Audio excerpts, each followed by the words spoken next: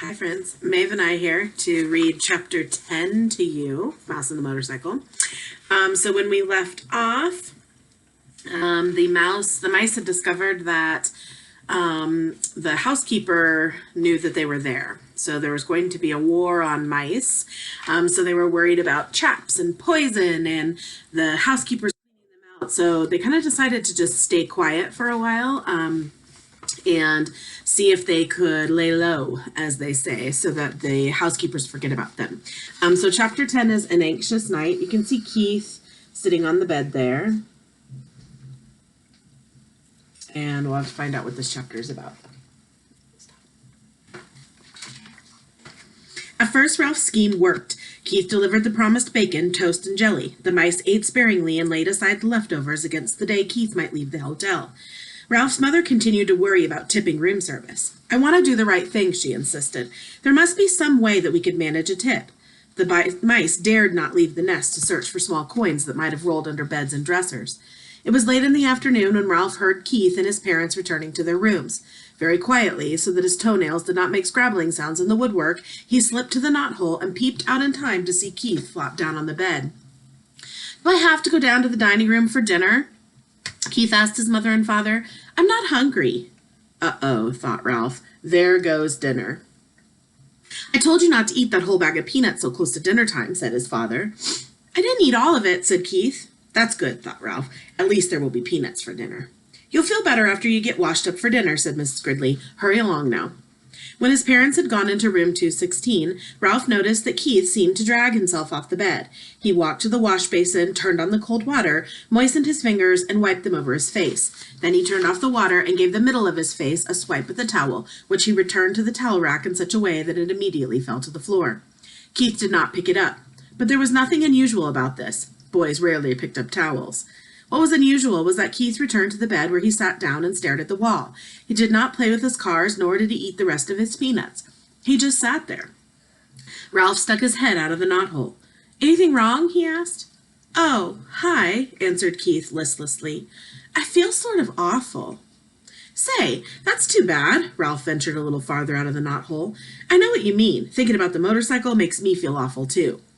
"It's not that kind of awful," said Keith. "I feel awful in a different way, sort of in my insides." "Think you'll make it to dinner?" asked Ralph. "Oh, I guess so." There was no enthusiasm in Keith's voice. "Anything I can bring you?" "Whatever's handy," said Ralph, who hesitated to place an order when he could see Keith did not feel like going to dinner at all. "We are sort of depending on you. The housekeeper found all those sheets I had to chew through to get out of the hamper, and I understand she got pretty excited about mice. We're laying low until the whole thing blows over." A smile flickered across Keith's face. "Don't worry, I won't let you down. I saved you some peanuts. I thought they might be handy for storing." "Gee, thanks," said Ralph. Keith got slowly off the bed and poked the peanuts one by one through the knothole. When he had finished, Ralph popped out again and said, "Thanks a lot."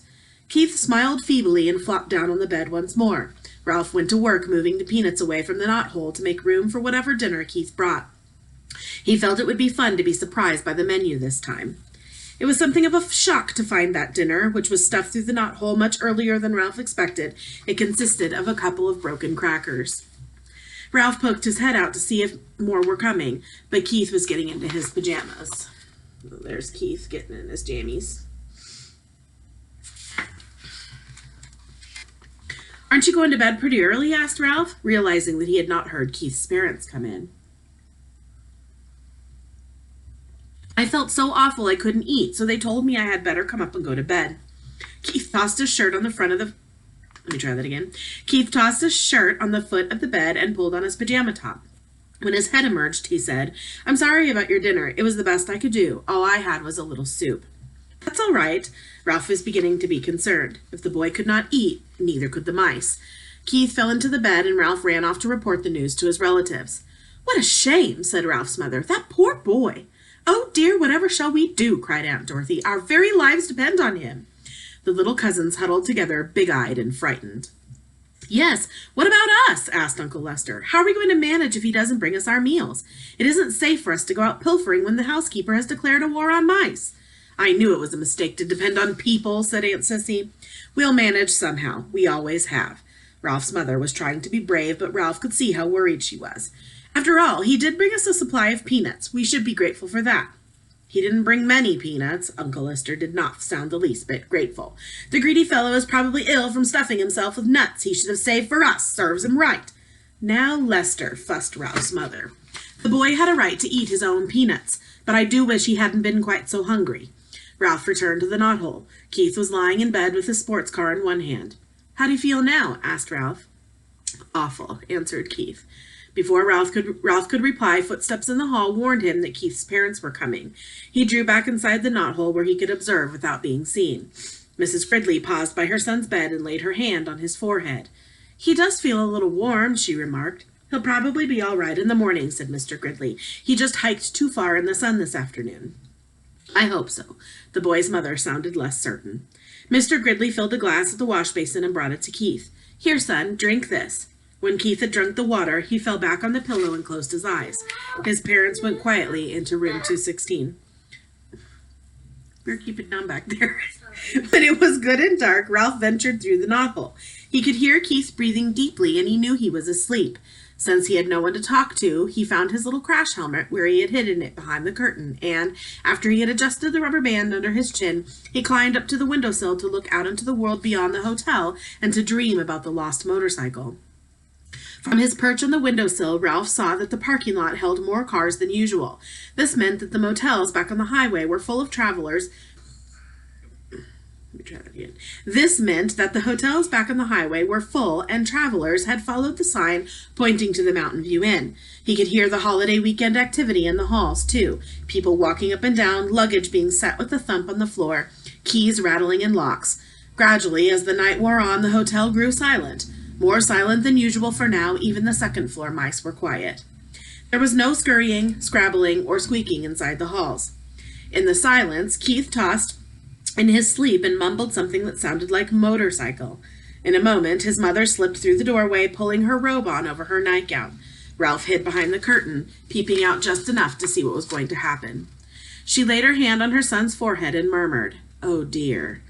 Almost at once, she was joined by Keith's father, who was tying the belt to his bathrobe. "What's the trouble?" he asked. "Keith has a fever," answered the mother. "He's burning up." Ralph was shocked. The boy really was sick. It was not too many peanuts or too much hiking. The boy really was truly sick. The father turned on the lamp on the bedside table, and he too laid his hand on the boy's forehead. Keith opened his eyes. "I'm so hot," he mumbled. "I want a drink." His mother pulled back a blanket while the father brought a glass of water and held up his son's head so he could drink part of it.